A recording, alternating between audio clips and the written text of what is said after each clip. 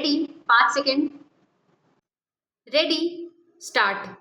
किसी दौर में हम सुबह उठकर अपने घर के बड़े बुजुर्गों के पांव छूते थे और उनसे आशीर्वाद प्राप्त करते हुए रोजमर्रा की सामान्य बातचीत के दौरान परिवार और समाज की स्थिति से संबंधित ज्ञान बटोरते थे। बुजुर्गों के अनुभव सुनते हुए हम अपनी बौद्धिक क्षमता में वृद्धि करते थे और साथ ही उनकी आज्ञा को भी शिरोधार्य करते थे। इसी प्रकार स्कूल और कॉलेज में भी गुरुजन हमारे ही हित के बारे में सोचते थे, भले ही उनकी डांट फटकार, सवाल पूछने आदि सख्ती हमें तब प्रताड़ना या उपेक्षा लगती रही हो। उनके पढ़ाने का उद्देश्य सिर्फ हमें अपने पैरों पर खड़ा होने के लिए सिखाना नहीं होता था, बल्कि वे हमारे सर्वांगीण विकास के बारे में सोचते थे। समाज में हम आदर प्राप्त कर सके और आने वाली पीढ़ी के लिए आदर्श भी बन सके, वे अपने स्तर पर हमें ऐसे व्यक्तित्व में ढालने का प्रयास करते थे। हम समाज के विकास के लिए समाज से जुड़े किसी व्यक्ति विशेष से चर्चा किया करते थे, जिनसे हमारे व्यक्तित्व के विकास का रास्ता भी खुलता था। हम ऐसी गोष्ठियों और सभाओं में भी अवश्य जाते थे जहां सामाजिक, शारीरिक और बौद्धिक विषयों की चर्चा हुआ करती थी। अपने कार्य के दौरान या नौकरी करते हुए भी हम एक आदर्श का पालन करते थे और अनुभवी लोगों से उनके अनुभव को आधार बनाते थे। मगर आज वक्त बदल गया है और इस बदले हुए वक्त में पुरानी पीढ़ी से लेकर नई पीढ़ी और उसके बाद की पीढ़ी वाले बच्चों की भी अपेक्षाएं आसमान पर हैं, बल्कि कहा जाना चाहिए 2-3 या 4 दशक पहले जो इच्छाएं, अपेक्षाएं जमीनी हकीकतों से दो चार थी, वे अब नए स्वरूप में पूरी तीव्रता से उड़ान भर रही हैं। वर्तमान में हम देखते हैं कि हमारे देश में बहुत से लोग स्वयं को परम ज्ञानी मानते हैं। बाहर से वे भले ही विद्वान बने रहने का प्रयास करते हैं, लेकिन जब उनके भीतर झांक कर देखा जाए तो वहां खोखलापन नजर आता है। दरअसल उनमें वह अदब ही नहीं होता जो उनकी शिक्षा व्यवस्था, कुशलता और विनम्रता के लिए आवश्यक है। इसमें अगर उनकी कमी को कोई इंगित करता है तो वे सारा दोष अपने गुरुओं पर ही डाल देते हैं और यह कहते हुए बचकर निकलने का प्रयास करते हैं कि हमें यही सिखाया गया है। किसी भी गुरु या बुजुर्ग से ज्ञान प्राप्त करने की पहली शर्त शिष्य का समर्पण भाव है। ऐसे लोग यह भूल जाते हैं कि उनको जो भी ज्ञान प्राप्त हुआ है उसमें उनकी ही समर्पण भावना में कमी रही है।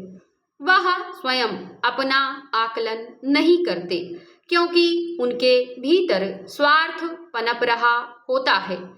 जहां उनका स्वार्थ पूरा हो रहा है, उन्हें वही अपने हितैषी नजर आते हैं।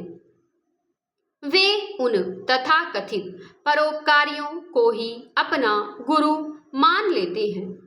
कहा गया है कि चाहे जितने ही वेद और पुराण पढ़ लिए जाएं, लेकिन उनका गूढ़ अर्थ समझाने वाला कोई गुरु तो होना ही चाहिए और उसे सीखने के लिए खुद को भी निस्वार्थ भाव से तैयार करना चाहिए।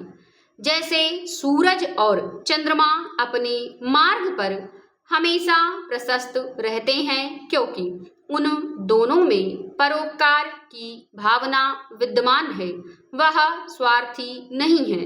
इसी प्रकार हवा और पानी का कोई तोड़ नहीं है और वे हमारा जीवन स्वस्थ बनाने में लगे रहते हैं। इसी तरह ज्ञान और शिष्टाचार का सबक हमारे लिए अत्यंत आवश्यक है। आधा अधूरा ज्ञान तो वैसे भी खतरनाक होता है।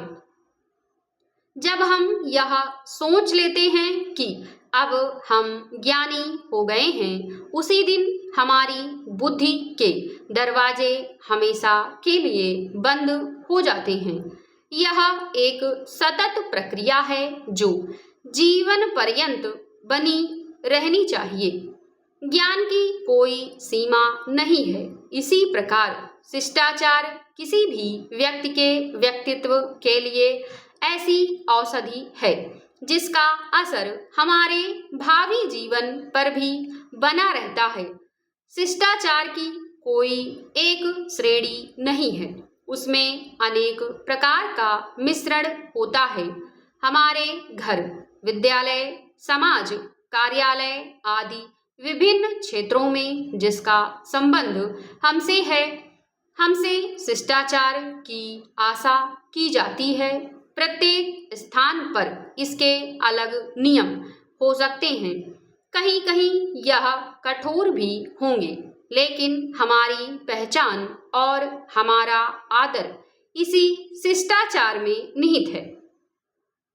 वर्तमान में समाज में भ्रष्टाचार और दुर्भावनाएं विकराल रूप से ले रही हैं और इसका वास्तविक कारण यही है कि ऐसा करने वालों की समस्या को सही रूप में पहचाना ही नहीं जा रहा है। इसके अभाव में समाधान कहाँ से आएगा? ऐसे में उन्हें उनकी योग्यता के मूल्यांकन की और इससे संबंधित पूर्ण ज्ञान की आवश्यकता है।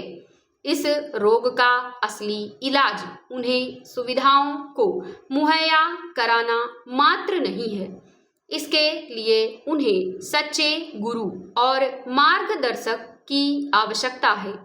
यदि हम किसी पर परोपकार करना चाहते हैं या उसे कोई जिम्मेदारी देना चाहते हैं या उसकी सेवाओं की आवश्यकता हमें है, तो संबंधित कार्यों में उसका पारंगत होना एक महत्वपूर्ण आधार है।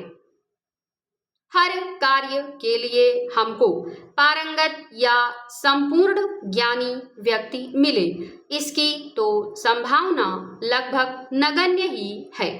फिर भी इसकी इच्छा शक्ति, समर्पण भावना और अनुभव आदि का मूल्यांकन हमें कर ही लेना चाहिए। इस मूल्यांकन से ही हम उसके भीतर के शिष्टाचार को पहचान सकते हैं। किसी भी अशिष्ट से तिलिस्म की आशा करना व्यर्थ ही है। कहा भी गया है, जो बेअदब है और उसमें इच्छा शक्ति भी नहीं है, तो वह बेनसीब ही रहेगा।